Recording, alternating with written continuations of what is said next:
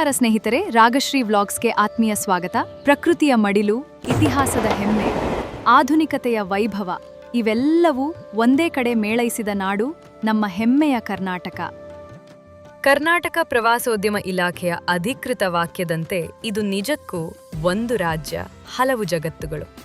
ಬನ್ನಿ, ಇಂದಿನ ವಿಶೇಷ ಎಪಿಸೋಡ್ನಲ್ಲಿ ನಮ್ಮ ನಾಡಿನ ಅಪೂರ್ವ ಇತಿಹಾಸ ಮತ್ತು ಸಾಂಸ್ಕೃತಿಕ ವೈವಿಧ್ಯತೆಯನ್ನ ಅರಿಯೋಣ. ನಮ್ಮ ಕರ್ನಾಟಕದ ಇತಿಹಾಸ ಸಾವಿರಾರು ವರ್ಷಗಳಷ್ಟು ಹಳೆಯದು. ಕದಂಬರು, ಬಾದಾಮಿ ಚಾಲುಕ್ಯರು, ರಾಷ್ಟ್ರಕೂಟರು, ಹೊಯ್ಸಳರು, ಭವ್ಯ ವಿಜಯನಗರ ಸಾಮ್ರಾಜ್ಯ ಮತ್ತು ಮೈಸೂರು ಒಡೆಯರವರೆಗೆ ಅನೇಕ ಮಹಾನ್ ರಾಜವಂಶಗಳು ಈ ನಾಡನ್ನು ಆಳಿ ಇಲ್ಲಿನ ಸಂಸ್ಕೃತಿಯನ್ನು ಶ್ರೀಮಂತಗೊಳಿಸಿವೆ.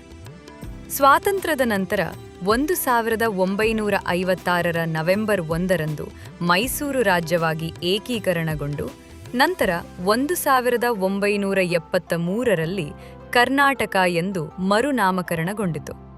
ಕರ್ನಾಟಕ ಎಂದರೆ ಕೇವಲ ಒಂದು ಭಾಷೆಯಲ್ಲ, ಅದೊಂದು ಭಾಷಾ ವೈವಿಧ್ಯತೆಯ ಸಾಗರ.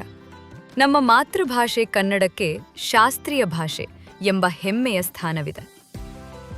ಆದರೆ ನೀವು ರಾಜ್ಯದಾದ್ಯಂತ ಪ್ರಯಾಣಿಸಿದರೆ ಇದರ ಸೊಬಗು ಬದಲಾಗ್ತದೆ.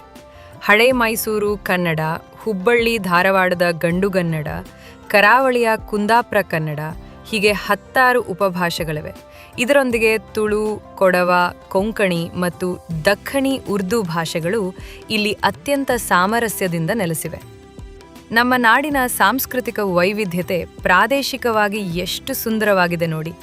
ಕರಾವಳಿಗೆ ಹೋದರೆ ಯಕ್ಷಗಾನ ಮತ್ತು ಕಂಬಳದ ಆರ್ಭಟ, ಉತ್ತರ ಕರ್ನಾಟಕಕ್ಕೆ ಬಂದರೆ ಸೂಫಿ ಶರಣರ ಸೌಹಾರ್ದತೆ, ಡೊಳ್ಳು ಕುಣಿತ ಮತ್ತು ಬಿಸಿ ಜೋಳದ ರೊಟ್ಟಿಯ ಸವಿಯೂಟ. ಇನ್ನು ಮಲೆನಾಡಿನ ದಟ್ಟ ಹಸಿರು, ಕಾಫಿಯ ಸುಗಂಧ ಮತ್ತು ದಕ್ಷಿಣ ಕರ್ನಾಟಕದ ಸಾಂಪ್ರದಾಯಿಕ ವೈಭವ ಹಾಗೂ ವಿಶ್ವ ಪ್ರಸಿದ್ಧ ಮೈಸೂರು ದಸರಾ. ಪ್ರತಿಯೊಂದು ಪ್ರಾಂತ್ಯವೂ ತನ್ನದೇ ಆದ ವಿಶಿಷ್ಟ ಆಚರಣೆ ಮತ್ತು ಜೀವನ ಶೈಲಿಯನ್ನು ಹೊಂದಿದೆ. ಹೌದು ಸ್ನೇಹಿತರೆ, ಕಾಸರಗೋಡಿನ ಗಡಿಯಿಂದ ಹಿಡಿದು ಬೀದರ್ನ ಕೋಟೆಯವರೆಗೆ ನಮ್ಮ ರಾಜ್ಯದ ಪ್ರತಿ ನಗರ, ಪ್ರತಿ ಹಳ್ಳಿಯೂ ಒಂದು ಹೊಸ ಕಥೆಯನ್ನ ಹೇಳುತ್ತದೆ. ಇಂತಹ ಅಪಾರ ಸಾಂಸ್ಕೃತಿಕ ಶ್ರೀಮಂತಿಕೆಯನ್ನ ಹೊಂದಿರುವ ನಮ್ಮ ಕರ್ನಾಟಕದ ಪ್ರತಿಯೊಂದು ನಗರವನ್ನ ಹತ್ತಿರದಿಂದ ನೋಡಿದ್ರೆ ಹೇಗಿರುತ್ತೆ?